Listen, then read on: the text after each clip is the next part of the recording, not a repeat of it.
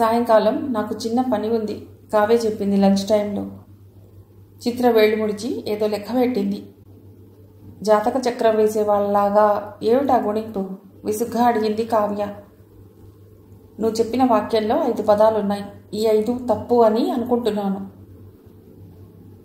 ఆ 5 తప్పేనా? తప్పు కానీ అబద్ధం కానీ అని నా అభిప్రాయం, చిత్ర ప్రకటించింది. దొరికిన దొంగకి పౌరుషం, ధైర్యం పెరుగుతాయి. ఆ 5 అబద్ధాన్ని ఎలా చెప్పగలవు? సవాలు విసిరింది కావ్య. ముందు సాయంకాలం అన్న పదాన్ని తీసుకుందాం. నువ్వు చెప్పిన పని ఉంది అన్నది ఈ ఒక్క సాయంకాలానికే కాక ఇంకా చాలా సాయంకాలాలకి వ్యాప్తిస్తుంది. కాబట్టి సాయంకాలం అని ఏకవచనం వాడటం తప్పు.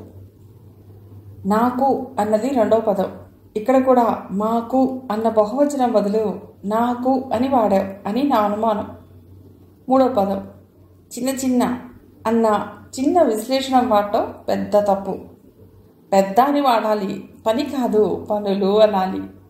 ఉంది కాదు ఉన్నాయి అనాలి.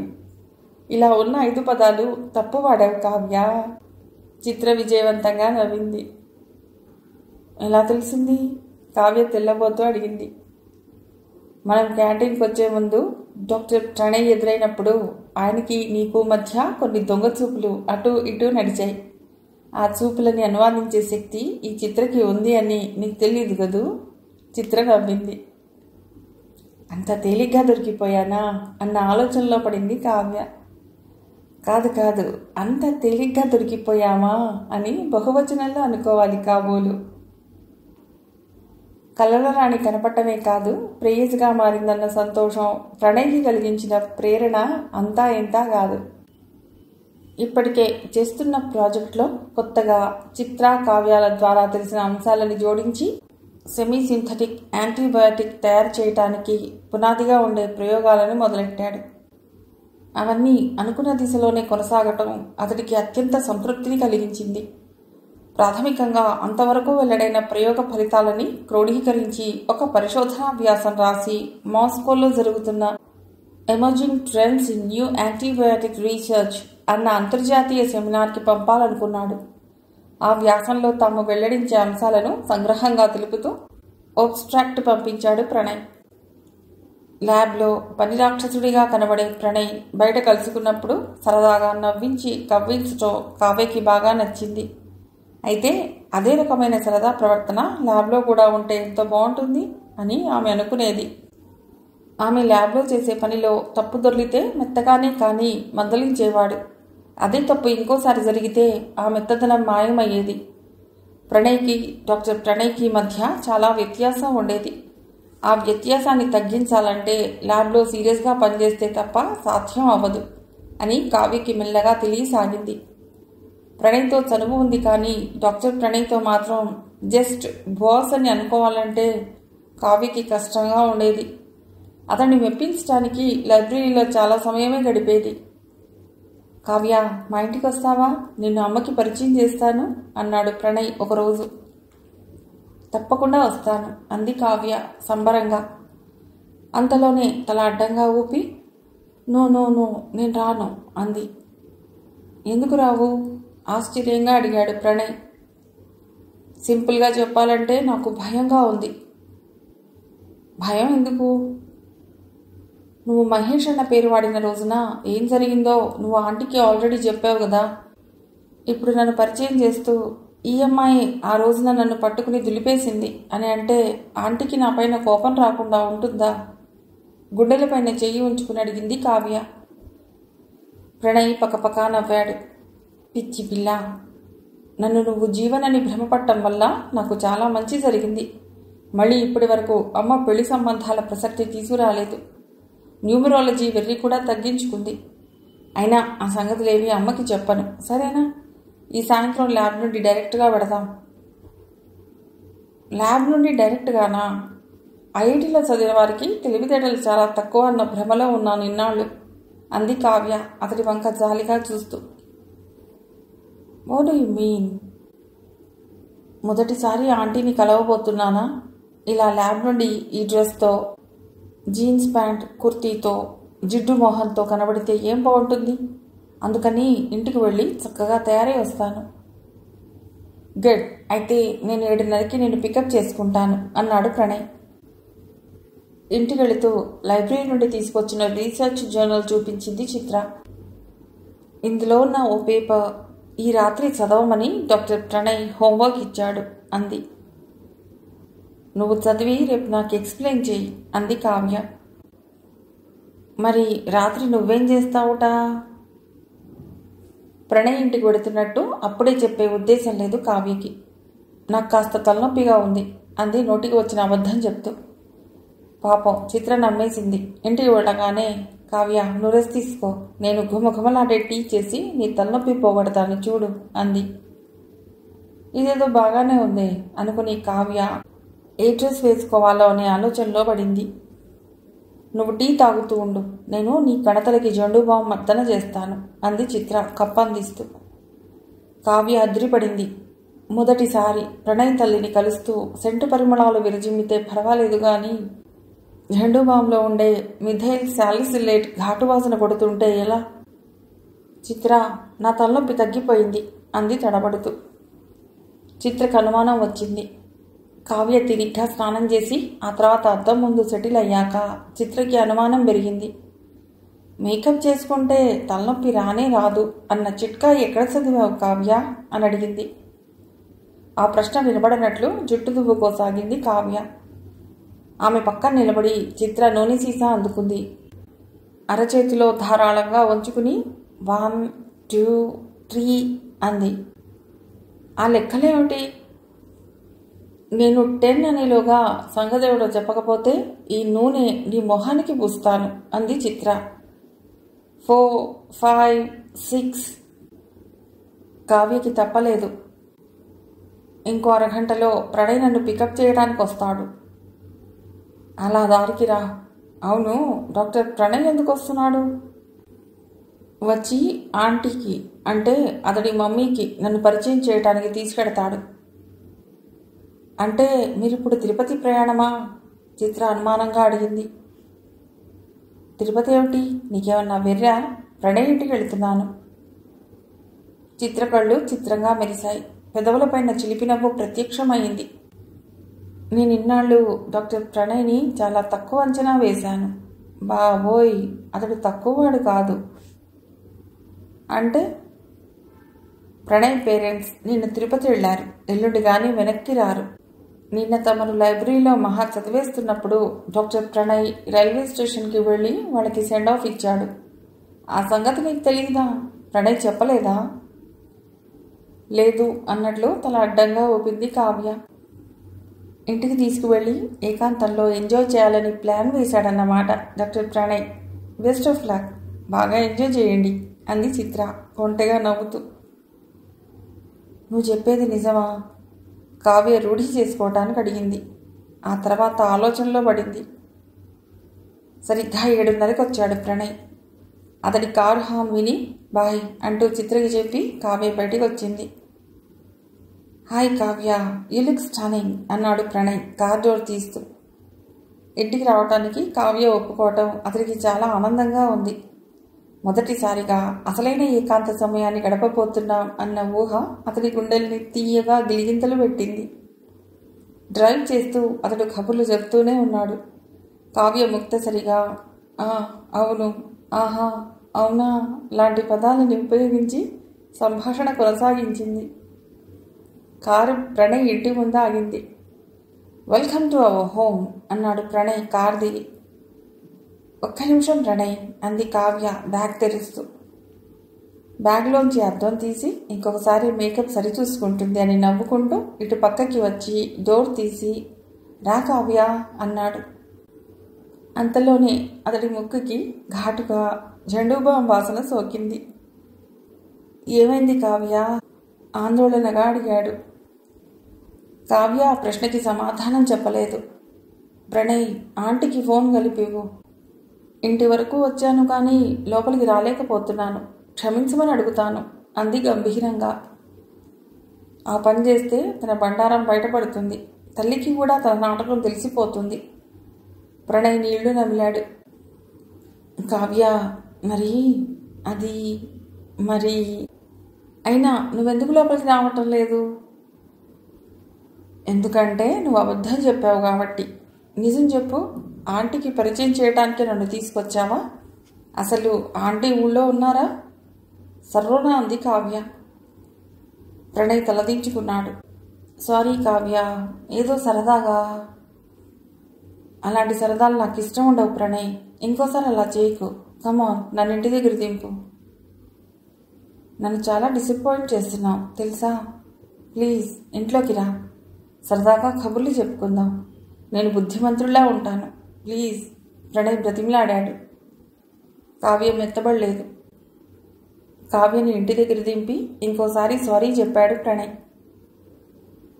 హాయ్, ఇంత త్వరగా వచ్చేసావేమిటి? చిత్ర అడిగింది. కావ్య జవాబు ఇవ్వకుండా నిలబడి ఆలోచనలో పడింది. ప్రణయ్ తల్లి ఊళ్ళో లేదు అన్న సంగతి చిత్రకి తెలియకపోతే ఏమయ్యేది? ప్రణయ్ ఇంటి లోపలికి వెళ్ళాక అసలు సంగతి తెలుసుకుని తను ఎలా స్పందించేది? ఇంకెవరికీ అసలు సంగతి తెలియదు కాబట్టి కాసేపు ప్రణయ్తో ఏకాంతంలో సరదాగా గడిపితే బాగుంటుంది అనుకునేదా? ప్రణయ్ భలే చిలిపిగా ప్లాన్ చేశాడే అని అనుకునేదా? అసలు ఇంత త్వరగా వెనక్కి వచ్చేసేదా? ఇలా ప్రశ్న పైన ప్రశ్న కావ్యని సతాయించటం మొదలెట్టాయి. ఆనాడు జరిగింది ఆ తర్వాత ఇద్దరూ మర్చిపోయినట్లే ప్రవర్తించసాగారు. ఒకసారి చిత్ర కావ్యాలతో ప్రణయ్ ప్రాజెక్టు విషయం చర్చిస్తున్నాడు. మధ్యలో కంప్యూటర్లో ఏదో చూసిన అతడి మొహం వికసించింది. అంతలోనే మామూలుగా అయ్యింది. అన్యమనస్కంగా ఆ తర్వాత చర్చ కొనసాగించాడు. చిత్ర గమనించిందో లేదో గాని కావ్య మాత్రం అతడి ప్రవర్తనలోని తేడాని పసిగట్టింది. చిత్రతో పాటు సెలవు తీసుకుని తలుపు వరకు వెళ్ళింది కావ్య. చిత్ర బయటకు అడుగు పెట్టగానే నువ్వెళ్ళు, నేనొస్తాను అని చిత్రకి చెప్పి గిరుక్కున వెనక్కి తిరిగింది. ఏమైంది ప్రణయ్, ఏమైంది? అతడిని సమీపించి అడిగింది. ఇంటర్నేషనల్ సెమినార్లో మన పేపర్ యాక్సెప్ట్ అయ్యింది అన్నాడు ప్రణయ్.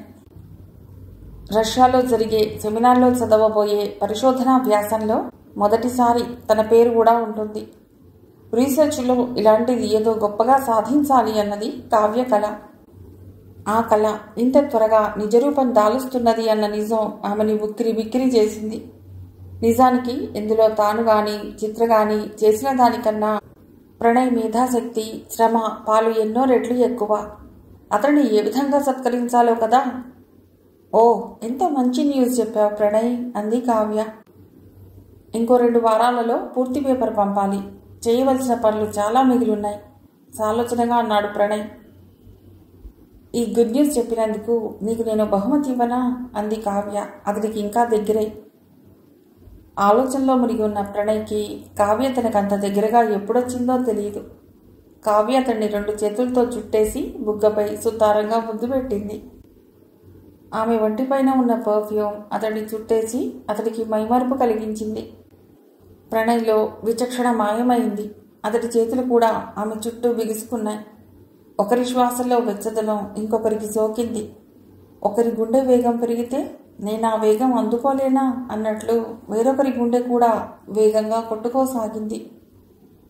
కొన్ని నిమిషాల తర్వాత కొంత అసంతృప్తితో కొంత సంతృప్తితో ఇద్దరూ విడిపోయారు. కావ్య తల ఎత్తి ప్రణయ్ మొహంలోకి చూడలేకపోయింది. చిన్న చిన్న అడుగులతో తలుపుని చేరింది. ఆమె తలుపు తీసి కారిడార్లోకి అడుగుపెట్టాక కాసింత దూరంలో రీసెర్చ్ హెడ్ నడుస్తూ వెళ్ళటం కనిపించింది.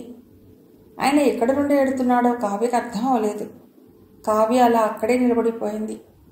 ఇంకో పక్క నుండి చిత్ర కావ్య పక్కకొచ్చింది. హెడ్ ఎందుకు వచ్చాడు? చిత్ర అడిగింది. నాకు తెలియదు అంది కావ్య. అదేమిటి, ఆయన డాక్టర్ ప్రణయ్ రూమ్లోకి రాలేదా? చిత్ర అడిగింది. లేదు. చిత్ర కనుబొమ్మలు విచిత్రంగా ఎగురవేసింది. నేను ఇందాకే వద్దాం అనుకున్నాను. అయితే హెడ్ డాక్టర్ ప్రణయ్ రూమ్ వైపు రావటం చూసి ముందుకు వెళ్ళి అటు పక్కకి తిరిగి నిల్చున్నాను. నిమిషం తర్వాత చూస్తే ఆయన వెనక్కెడుతున్నాడు. ఆయన రూమ్లోకి వచ్చి ఒక్క క్షణం డాక్టర్ ప్రణయ్తో మాట్లాడి వెంటనే వెనక్కి వచ్చేశాడేమో అనుకున్నాను. ఆయన అసలు రూమ్లోకి రాలేదని అంటున్నావు. చిత్రంగా ఉంది అంది చిత్ర. కావ్య గుండె ఆగిపోయింది.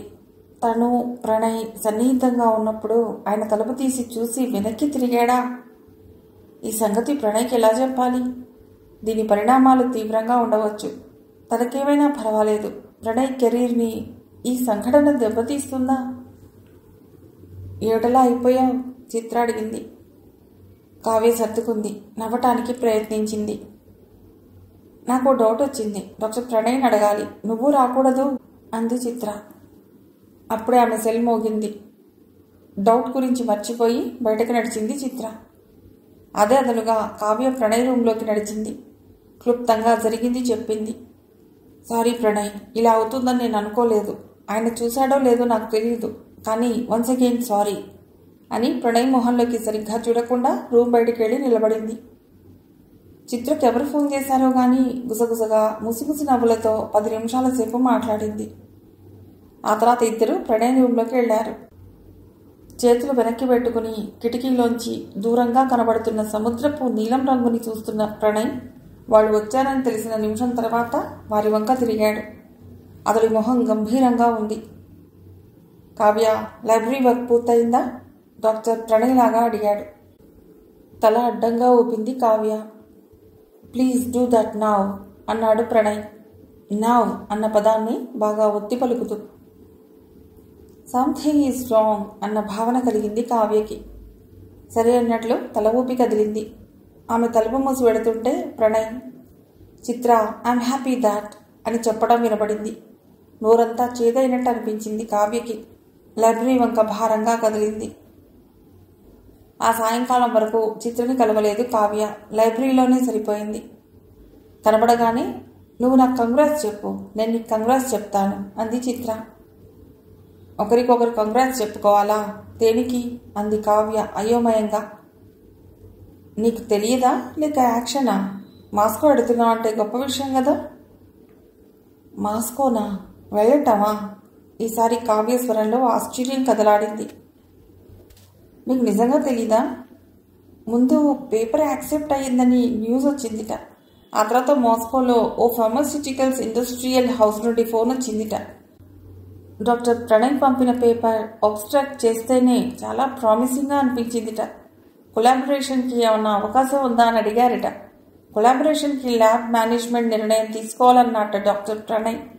ప్రాథమిక చర్చలకి రమ్మన్నట్ట. వచ్చే నెల ప్రిలిమినరీ టాక్స్కి మనం మాస్కో వెళ్ళాలి అన్నాడు ప్రణయ్. ఆ మనంలో నువ్వు డెఫినెట్గా ఉంటావు కదా.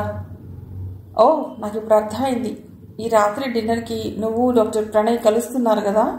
అక్కడ నీతో ఈ తీపి కబురు షేర్ చేసుకుంటాడేమో. తెలివి తక్కువ దాన్ని త్వరపడి నీకు చెప్పేశాను.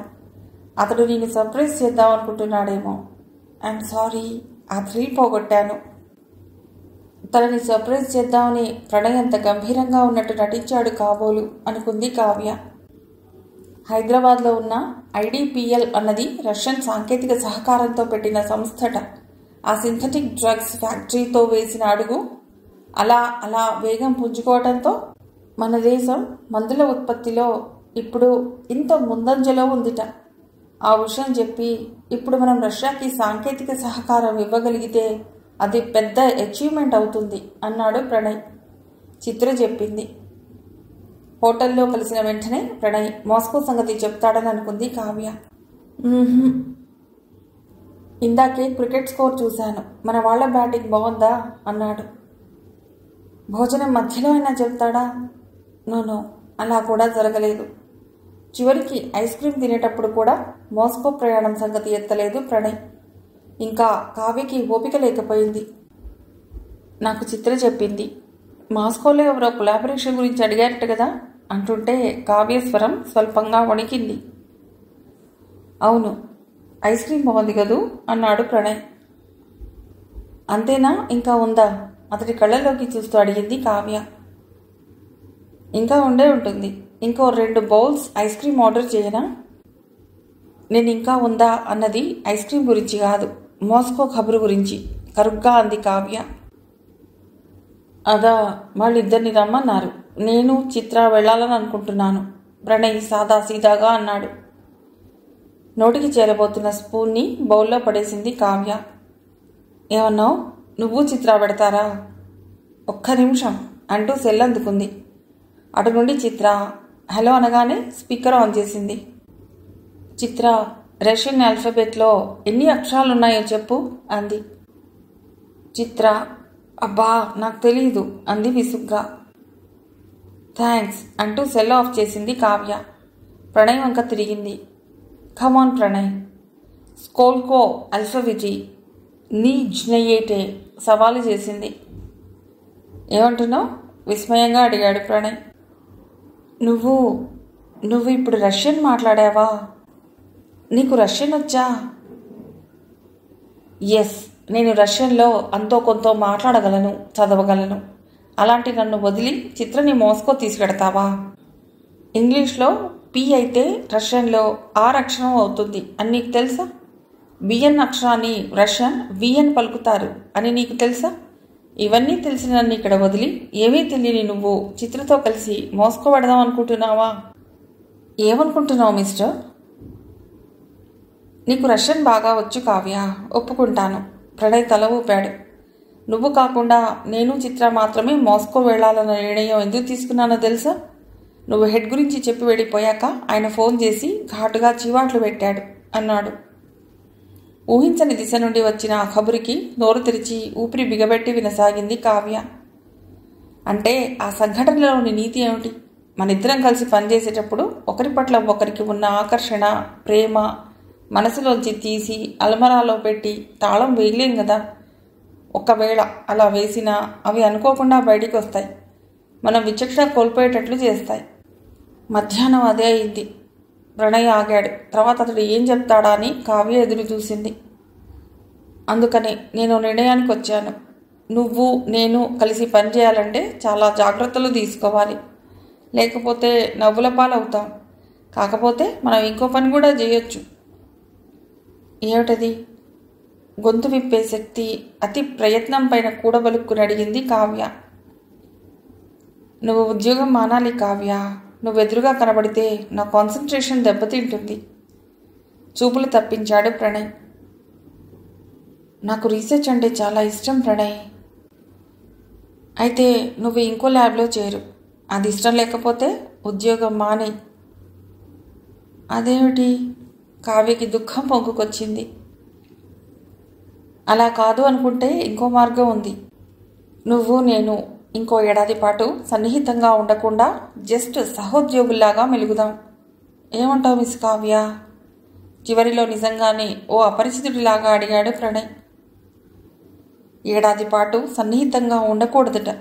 ఎంత తేలిగ్గా అన్నాడు. ఇప్పుడు తనేం చెప్పగలదు? మాటల కోసం తడుముకుంది కావ్య. వణుకుతున్న చేతులతో బ్యాగ్ తడిమి తెరిచింది. చేతికందిన నోట్లు లాగి టేబుల్ పైన ఉంచింది Kavya. This is my share doctor Pranay అంటూ లేచింది. అవును, ఇక సన్నిహితంగా ఉండకూడదు కదా. ఇక నుండి ఎవరి దారి వారిదే, ఎవరి బిల్లు వారిదే కదా. విస్తుపోయిన ప్రణయ్ నోరు విప్పేలోగా కావ్య అక్కడి నుండి వెళ్ళిపోయింది. కావ్య ఇంటికి చేరేసరికి చిత్ర దృష్టి ల్యాప్టాప్లో ఉంది. హాయ్, వచ్చే నెలకి మోస్కో బాగా చల్లగా ఉంటుందిట. మంచి ఉల్లెన్స్ కొనుక్కోవాలి మనం అంది చిత్ర తల తిప్పకుండా. మనం కాదు, నువ్వు అంది కావ్య. ఏ, నీకు డాక్టర్ ప్రణయ్ కొంటానని అన్నాడా? చిత్ర నవ్వింది, కానీ ఇంకా ల్యాప్టాప్నే చూస్తున్నది. కాదు, నాకు ఉల్లెన్స్ అవసరం లేదు. నేను మాస్కో రావటం లేదు. ఏడు పాపుకొని కావ్య అంది. జోక్ బాగుంది. నువ్వు రాకుండా ప్రణయ్ వస్తాడా? ఇక కన్నీళ్ళని ఆపుకోవటం కావ్య వల్ల కాలేదు. నేను డాక్టర్ ప్రణయ్ ఇహ స్ట్రేంజర్స్ మీ.